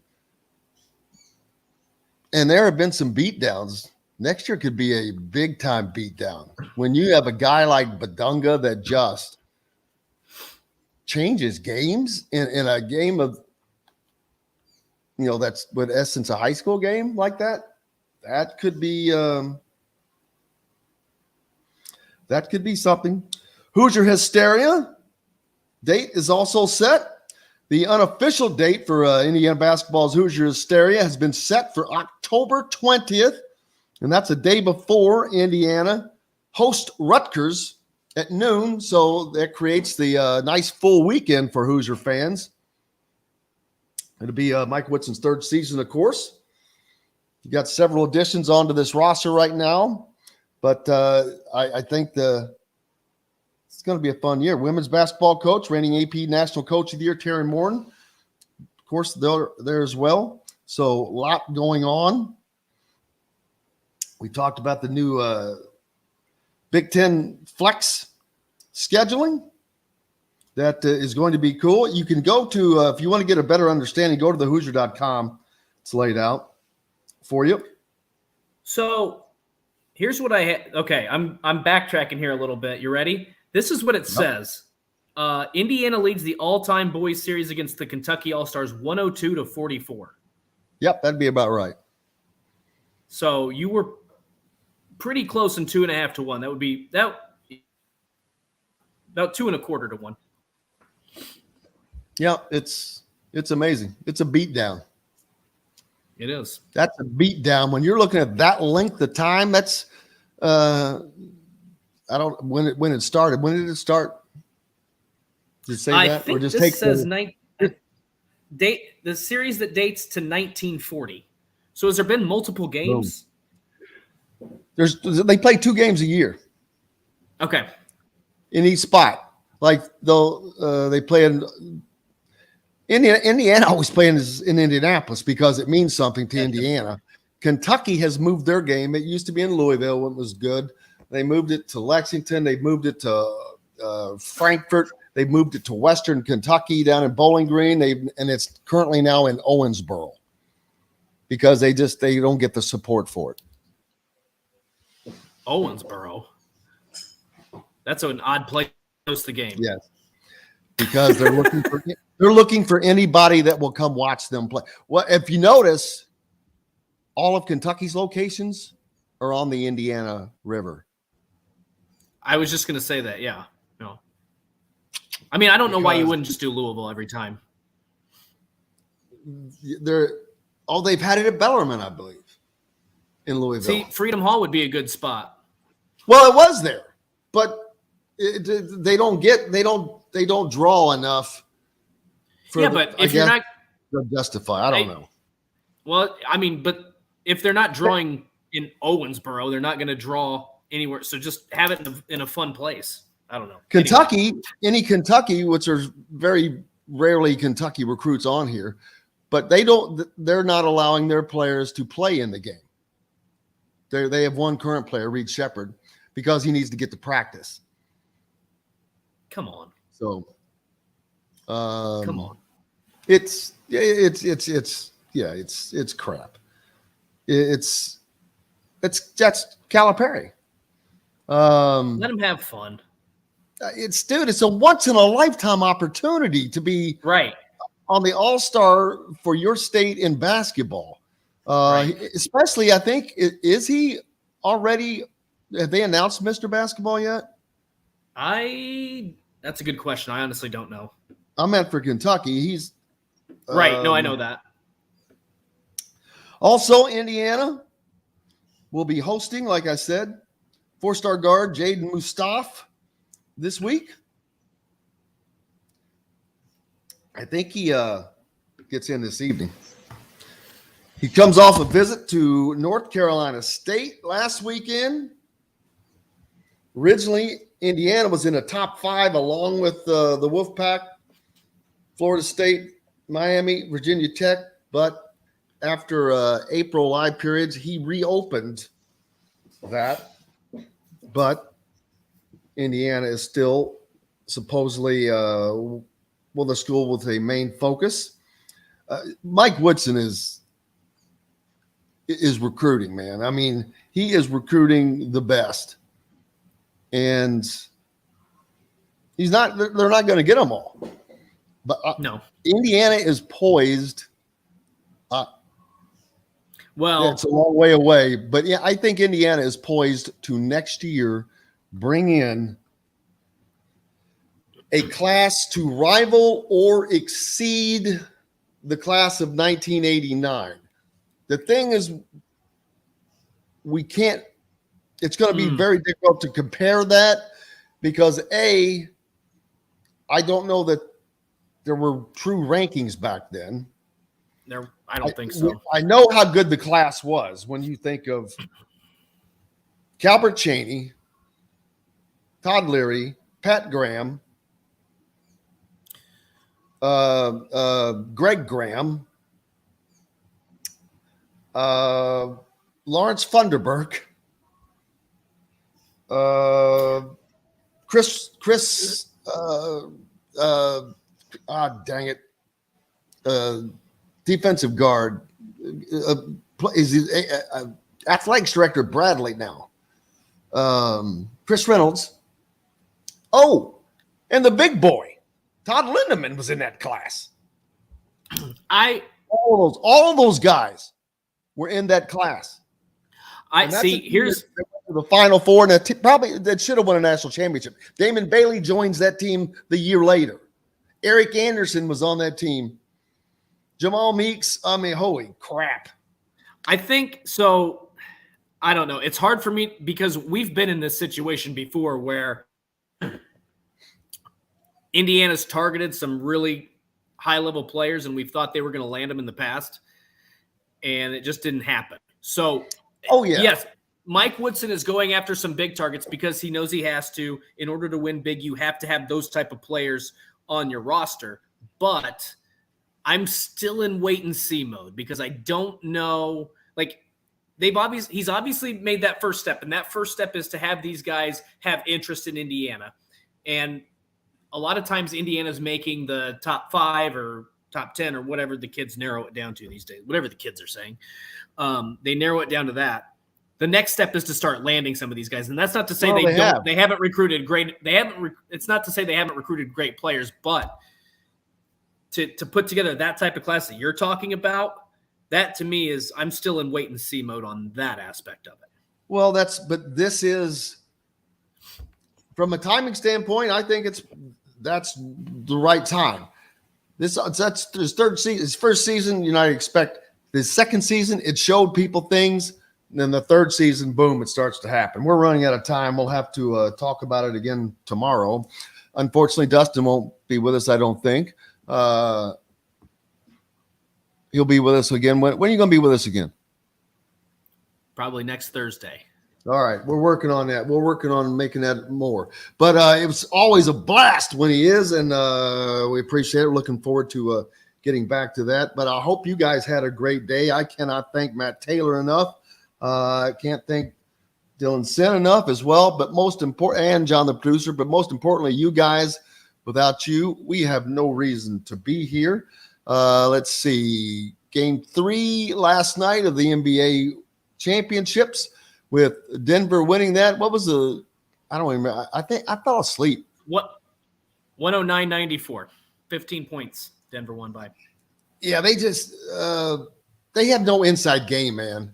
They've got nothing for Djokovic, but who does? I mean, right. This guy, how tall is he? Yeah, I have no idea off the top of my head. He's a 7-footer. Yeah, I know that. He's a 7-footer that plays like he's 6'6". He's like Dirk Nowitzki. He's a better version of Dirk Nowitzki. Let's go. He's stronger. That's going to wrap it up, man. I cannot thank everybody enough. Appreciate you guys. Go out and have yourselves a great day. Until tomorrow, I'm Jim Coyle. I will see you on the radio. Thanks for listening to Indiana Sports Beat Radio. Be sure to subscribe to our YouTube page for more clips and team coverage of Indiana basketball, football, and more. You can also find full episodes and tons of other content on thehoosier.com. We'll see you next time for another edition of Indiana Sports Beat Radio.